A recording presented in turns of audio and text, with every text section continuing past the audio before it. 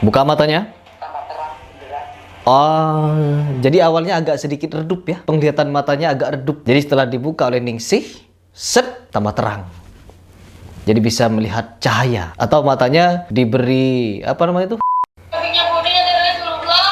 Waduh. Apa katanya? Pasien lain yang kesurupan setan mengatakan di samping Ningsih Tinampi ada baginda Rasulullah. Kita kasih tepuk tangan yang kedua. Di samping Ningsih Tinampi katanya ada Nabi Muhammad Rasulullah SAW. Bagaimana mungkin? Gila. Ini dia pasti akan sama dengan mereka. ya. Jadi sama ya melihat para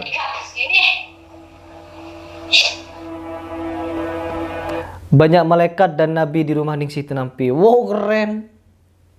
Keren. Jadi malaikat dan nabi, malaikat dan para nabi ada di rumahnya Ningsih Tinampi.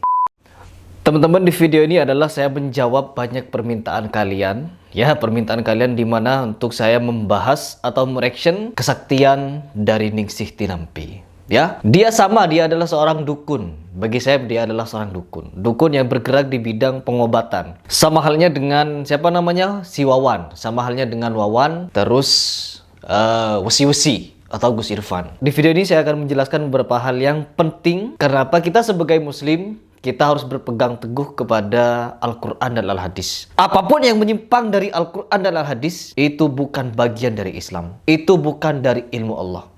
Ya, kalau dia mengaku sakti, mengaku hebat, bisa menyembuhkan orang, bisa mengobati orang dengan cara yang katanya Islami, tapi tindakannya, perbuatannya memperselisih Al-Quran dan Al-Hadis, maka dia adalah sesat. Dia tidak dibenarkan di dalam syariat Islam. Apapun itu. Kalau orang sudah tidak benar di dalam segi syariat, maka jangan katakan bahwa orang itu adalah orang yang makrifat. Ya, kenapa? Landasan dari hakikat, tarikat, dan makrifat adalah syariat. Apabila syariatnya tidak benar, tidak sesuai dengan as-sunnah dan Al-Quran, maka dia sesat. Oke, tidak perlu panjang lebar, saya akan mereaction seperti apa videonya. Dan ini adalah video di mana saya di-share oleh beberapa netizen untuk saya memberikan tanggapan darinya. Apa itu? Yaitu mengenai Ningsih Tinampi ini yang katanya mengaku bisa memanggil roh para nabi. Dan katanya ada baginda Rasulullah, yaitu Nabi Muhammad di sisinya. Na'udzubillah min dzalik. Ya, halunya luar biasa. Halunya luar biasa. Ini bukan lucu lagi ya. Ini bukan lucu lagi ya. Ya Allah. Baik, tidak perlu panjang lebar. Seperti apa sih pernyataannya? Kita langsung reaction saja. Sayang, keliringan yang kemarin kan ada orang cerita saya tuh punya kodam atau apa. Insya Allah saya tidak punya kodam. Saya tidak mau berurusan dengan kodam. Saya tidak mau berurusan dengan jin. Saya tidak mau berurusan dengan manusia. Oke.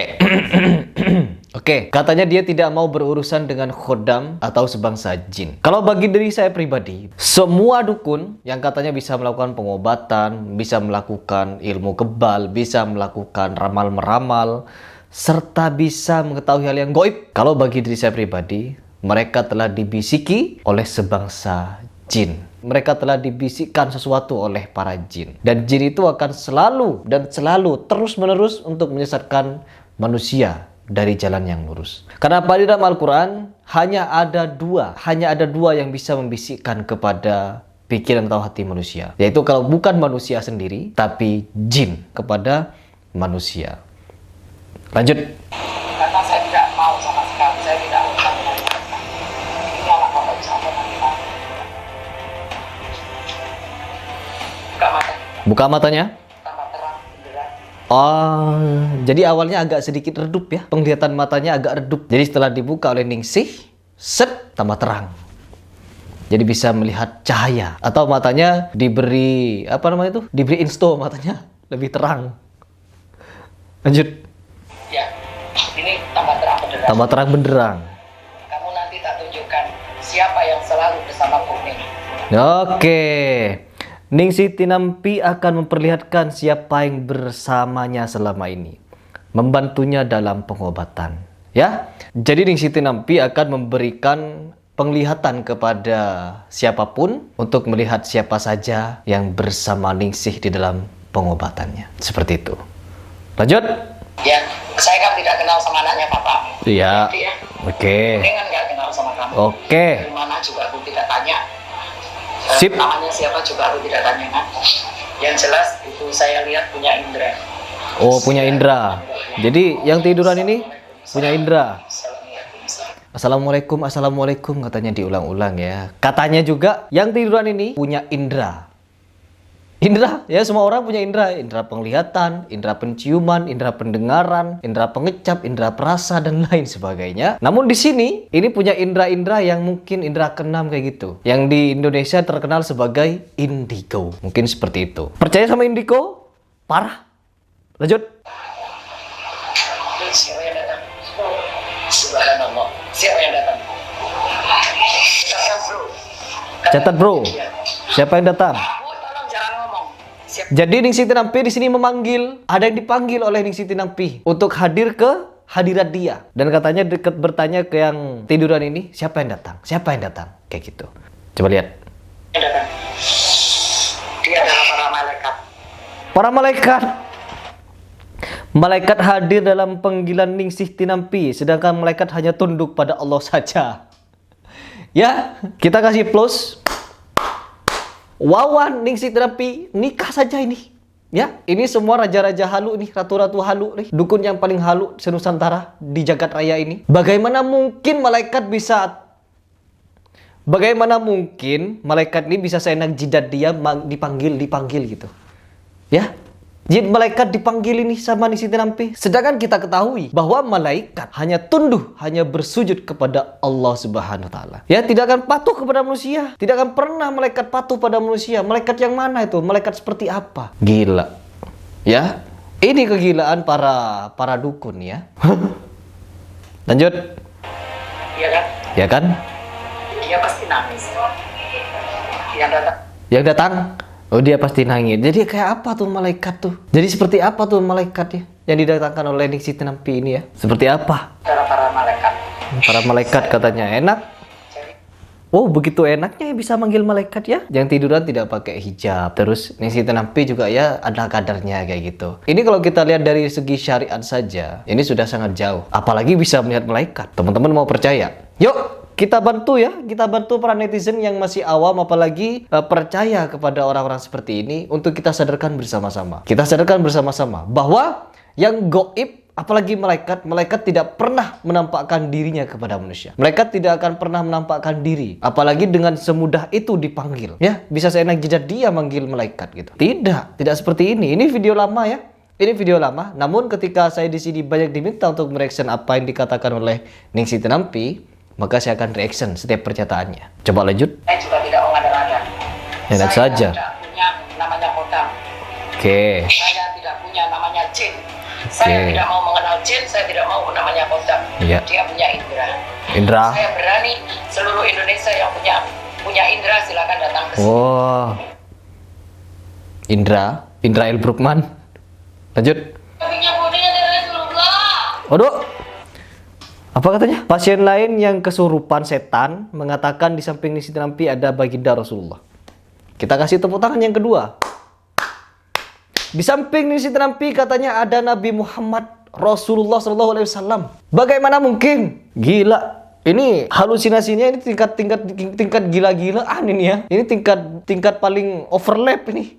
Ini kebodohannya tingkat gak waras ini. Kebodohannya tingkat tidak waras ini ya. Bagaimana mungkin kita bisa meyakini atau percaya kepada ucapan-ucapan ini atau tim ini? Saya yakin inilah tim untuk merekayasa suatu kejadian seperti ini. Karena apa? Ada suatu hadis, di dalam hadis sudah sangat jelas ya, bahwa dulu memang para wali Allah, para orang-orang soleh itu bisa bermimpi bertemu dengan Rasulullah SAW. Hanya di dalam mimpi. Dan itu tidak sembarangan. Ya, teman-teman, itu tidak bisa sembarangan. Kalau kita mau percaya kepada ucapan tim Ningsih ini, bahwa katanya tadi yang di belakang kesurupan setan, kesurupan jin, berteriak-teriak bahwa di samping Ning Siti Nampi ada Nabi Muhammad, ya berarti dia bisa melihat Nabi. Dan kita mau percaya, dengan hal ini. Ya, tidak mungkin. Ya bisa seenak itu melihat Nabi Muhammad, bisa seenak itu mendatangkan arwah Nabi gitu ya. Memanggil para malaikat gitu kan ya. Seenak itu, sehebat itu. Yang tiduran tadi tidak pakai jilbab, dia berteriak-teriak bisa melihat apa yang sudah datang katanya. Berarti dia melihat Nabi, dia melihat malaikat. Yang di belakang melihat Nabi. Jadi ada 3 orang di sana yang bisa melihat Nabi. Di sini sudah syubhat. Di sini sudah maksiat tingkat tinggi-tinggian ya. Disinilah kita bisa belajar. Disinilah kita bisa sadar bahwa ketika kita datang kepada dukun, ketika datang pada arwah, pada peramal, maka habislah kita. Habislah kita percaya kepada hal halusinasi seperti ini, pembodohan seperti ini. Habis, luar biasa. Lanjut. Itu juga ya. Itu juga iya katanya. Siapa yang lagi dibunuh? Dapat banyak. Sini tanya. Apa katanya? Apa katanya? Ini mungkin karena Ning ini sudah diserang banyak orang ya. Jadi mereka bikin adegan, bikin video. Agar apa? Agar semua yang nyerang tuh takut. Karena yang mendampingi dia, yang menampingi si Ningsih ini adalah para malaikat atau dengan para nabi. Hebat kan? Hebat. Hebat. Ini fitnah kepada Rasul yang sudah wafat. Fitnah yang sangat keji. Lanjut coba. Bapak. Dia pasti akan sama dengan mereka. Ya, jadi sama ya melihat para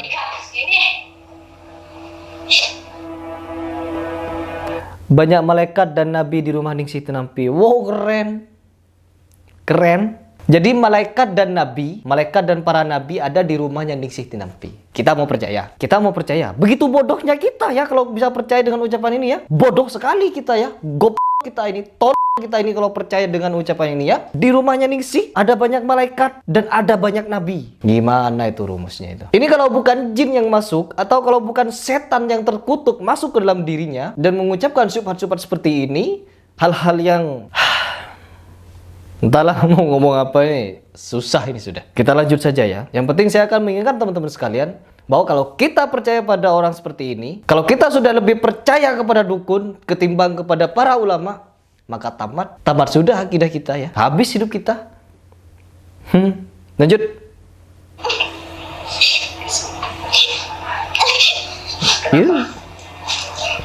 Ini kayak gini. Ini adegan kayak gini kita mau percaya di situ ada malaikat, di situ ada para nabi. Ya, mau percaya kita. Kamu tidak mau melihatnya? Iya, ngungguk dia.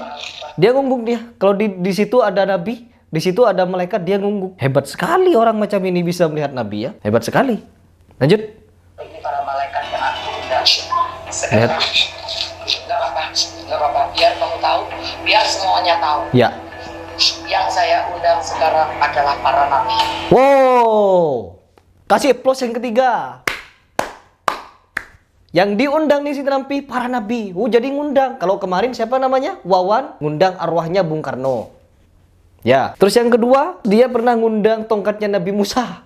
Jadi sudah kayak jai langkung ya. Ya, tongkat Nabi Musa kayak jai langkung. Diundang datang. Disuruh pulang gitu. Kayak gitu. Ya, hebat. Terus juga si Wawan juga bisa mendatangkan energi Allah, Nur Muhammad, Nur Nabi Adam. Oh, ini lebih hebat lagi. Oh, ternyata ini lebih hebat dari Wawan. Oh, Wawan bikin pencitraan juga ya. Dia ingin mencitrakan dirinya sebagai raja dan ini ratunya. Jadi mereka adalah raja dan ratu halu. Halu di bidang perdukunan. Firdaus Awiyobo saja sudah kemarin tidak percaya dengan ucapannya. Bagaimana kita mau percaya gitu? Ya kalau kita orang yang tidak percaya kepada dukun ini, kita bisa kasih penjelasan kepada orang-orang yang awam, kita kasih penjelasan kepada orang-orang yang sudah terlanjur percaya kepada para dukun ini, para orang halu ini, bahwa mereka itu sesat. Mereka tengah dibisikkan kepada hati dan pikirannya oleh para jin, setan yang terkutuk untuk berkata ini, berkata itu, dan lain sebagainya. Seolah-olah mereka ini lebih sakti dari para rasul. Kenapa saya mengatakan lebih hebat daripada rasul? Karena rasul itu tidak sakti. Orang-orang inilah yang sakti. Karena mereka bisa mendatangkan arwah para nabi ke rumahnya. Mendatangkan malaikat kepada rumahnya. Mau buat apa? Bagaimana gitu? Jadi kita sudah tidak beriman lagi kepada Iliyin dan si jin ini. Kalau kita percaya kepada Ningsih, ketika orang itu sudah mati, bisa dipanggil rohnya. Jadi kita sudah kafir ini ya. Kita sudah kafir kepada Al-Quran yang diturunkan kepada Nabi Muhammad. Bahwa di dalamnya disebutkan, orang ketika meninggal, manusia ketika meninggal, maka arwahnya sudah ditempatkan di tempat yang disediakan oleh Allah Subhanahu Wa Taala, yaitu di Sijin dan Iliyin. Tidak mungkin arwah itu gentayangan. Apalagi dipanggil dan dipulangkan. Panggil pulangkan gitu. Jadi seenak jidat dia bisa manggil arwah. Yuk arwah datang arwah itu. Arwah manusia yang sudah meninggal datang, disuruh pulang gitu. Sudah memiliki kehendak seperti Tuhan. Tepuk tangan yang keempat.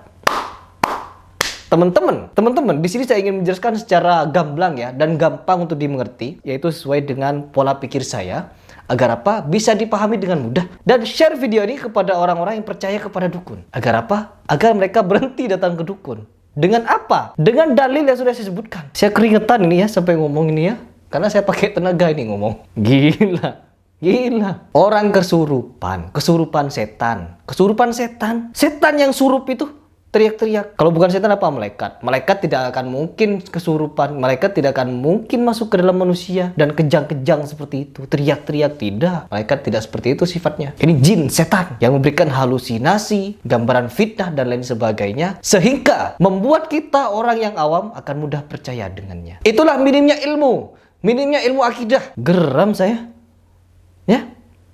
Lanjut ini. Bismillahirrahmanirrahim. Oke. Kalian Apa? Mau apa? Ritualnya gitu.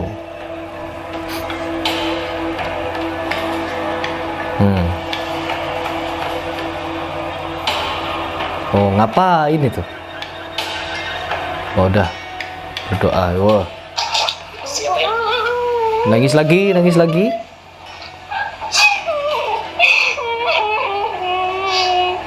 Heran. Para nabi katanya, melihat para nabi katanya ya. Jadi hanya ini dan ini. Ada 3 orang tadi yang di belakang teriak-teriak itu. Hanya 3 itu yang bisa melihat semuanya. Yang lain tuh di pinggirnya itu bengong semuanya ya. Bengong. Karena seolah-olah dibuat beneran gitu. saya Demi Allah. saya diutus besok harus umroh. Oke. Harus sama saya sujud di depannya Ka'bah. Saya Oke. harus sholat. Dan saya meminta nanti di makamnya Rasul Oke. hanya satu untuk kita semuanya, untuk diri saya. Saya sebelum berdoa di sana Oke. untuk agar Indonesia Oh. makmur dan tenang. Oh, jadi Ning Siti Nampi ini umroh datang ke Mekah untuk mendoakan Indonesia. Ya, kayak gitu. Kita dengarkan lagi ya. Nanti akan saya jelaskan lagi nih pendapat saya. Agar Indonesia lepas dari bencana, saya Oke. harus berdoa. Terus saya juga harus berdoa mendoakan pemimpin kita. Oke, mendoakan pemimpin kita katanya. Yang ada di Indonesia mudah-mudahan sama Allah selalu dituntun, Dituntun. agar selalu menaungi kita. Oke dah. Cukup ya. Cukup. Saking emosinya saya teriak-teriak tadi ya. Saya tidak terima. Bagaimana mungkin kita sebagai muslim yang cerdas mau percaya dengan kejadian-kejadian seperti ini atau adegan-adegan seperti ini. Seolah-olah kita harus membenarkan apa yang menjadi tindakan mereka. Tidak. Kita harus kembalikan lagi kepada Al-Quran dan Al-Hadis. Apabila ucapan dan tindakan mereka itu menyimpang dari agama, menyimpang dari Al-Quran dan Al-Hadis, maka semua itu adalah halusinasi atau kebohongan atau penipuan. Jin. Kalau ada orang indigo mengatakan kepada kita, dia melihat jin, melihat ini, melihat itu, ya saya percaya ada jin gitu. Saya percaya ada jin. Jin itu bisa dilihat dalam bentuk ketika mereka memadatkan dirinya dan menampakkan diri di manusia dengan wujud yang lain, bukan dengan wujud dirinya sendiri, bukan dengan wujud jinnya itu. Karena tidak akan ada seorang pun yang mampu bisa melihat jin dengan bentuknya yang asli. Begitupun dengan malaikat. Dan sekarang si Ningsih ini mendatangkan arwahnya para nabi. Nggak gila gimana? Ya? Nggak gila gimana? Untung kemarin si Wawan hanya mendatangkan arwahnya Bung Karno. Ya, arwahnya Bung Karno. Dan ini mendatangkan arwah yang lebih hebat lagi. Arwah para nabi. Oh, ada berapa nabi? Kira-kira ada berapa nabi itu yang didatangkan? Kayak gitu ya. Yuk teman-teman, kita bersama-sama untuk mencerdaskan bangsa. Mencerdaskan orang yang masih awam, apalagi orang yang percaya kepada klinik, bahwa mereka setengah disesatkan atau telah ditipu oleh para dukun. Ingat, santet sihir itu ada. Semuanya ada. Namun semua itu lemah, ya. Semua itu lemah. Kalau memang sihir dan santet itu kuat, mungkin saat ini saya sudah mati gitu. Karena apa? Dari tahun 2013 sampai sekarang banyak orang yang berniat untuk nyantet saya, ya. Banyak orang yang mengancam hidup saya dengan santet dan lain sebagainya.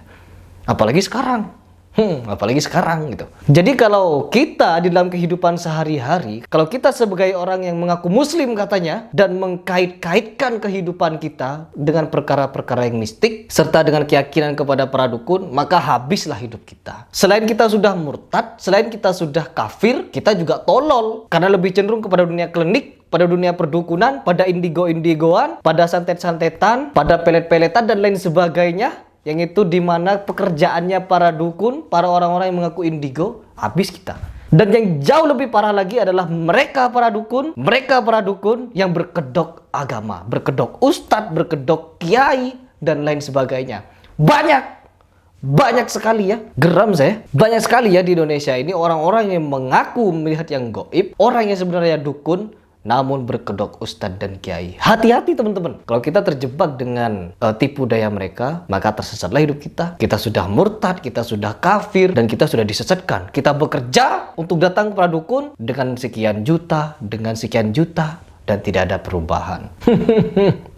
Saya di DM banyak orang, saya di DM banyak teman-teman sekalian. Ketika saya membuat video tentang dukun-dukun ini, saya di DM. Dan banyak sekali orang-orang yang bercerita kepada saya pengalamannya dengan dunia perdukunan. Bukan cuma dia sendiri, tapi teman-temannya, saudaranya, keluarganya, sepupunya, yang tidak bisa dinasihati lagi untuk kembali kepada yang fitrah. Masih saja percaya kepada dukun. Itulah parahnya ya dunia dukun ya. Parahnya dunia dukun. Orang yang sudah percaya pada dukun, maka habis dia akan ditipu terus-menerus oleh para dukun ini. Cara terbaik bagi kita untuk berubah adalah bukan pergi kepada dukun, tapi hijrah. Ya, hijrah. Kalau kita menghadapi suatu masalah lalu datang kepada dukun, maka dia telah tersesat. Maka kita tersesat. Saya sekarang dijauhi oleh beberapa orang yang mungkin mereka ini adalah orang-orang yang masih percaya kepada dunia klinik, dan mereka antara sadar diri atau mereka masih minta bantuan kepada para dukun. Itu. Jadi orang-orang ini menghindari saya, menjauhi saya karena saya berbicara tentang dunia perdukunan terus-menerus. Saya sebagai pesilat kenapa bicara tentang dukun terus gitu? Ya? Karena saya sebagai pesilat yang juga beragama Islam. Ya, saya beragama Islam dan saya benci dunia perdukunan. Saya sangat benci dunia perdukunan. Baik di kampung dan di kota ternyata sama saja ya. Dukun itu banyak. Dukun itu banyak dan banyak juga peminatnya. Itulah Indonesia ya. Kenapa Indonesia tidak maju-maju? Karena masyarakatnya lebih percaya kepada dunia klinik. Segala sesuatu disangkut pautkan dunia klinik. Segala sesuatu dikait-kaitkan dengan klinik. Untuk mendapatkan ini pergi ke dukun dulu, untuk mencapai itu ke dukun dulu, kayak gitu terus. Saya sampai detik ini melawan dunia dukun, melawan orang-orang yang katanya sakti di bidangnya, di bidang dunia perdukunan, sampai diancam macam-macam kayak gitu. Oke teman-teman, ini adalah video di mana saya menanggapi kesaktian atau kehebatan dari Ningsih Tinampi. Inilah reaksi saya. Inilah pendapat saya. Jadi share video ini kepada teman-teman sekalian, kepada orang-orang yang masih percaya pada klinik, agar mereka bertaubat, agar mereka kembali dan tidak mendatangi para dukun lagi. Karena sejatinya mereka tengah disesatkan dan mereka telah murtad sebenarnya. Karena lebih percaya kepada araf ketimbang pada dalil Al-Quran dan Al-Hadis. Itu saja dari saya. Semoga video ini bermanfaat kepada teman-teman sekalian. Apabila perkataan saya, ucapan saya menyinggung atau salah, melenceng dari syariat, melenceng dari kebenaran, maka itu murni dari kesalahan saya, kehilafan saya. Tapi apabila itu ada yang benar dan baik, maka itu datangnya dari Allah Subhanahu wa taala. Saya Heri Pras mengucapkan salam.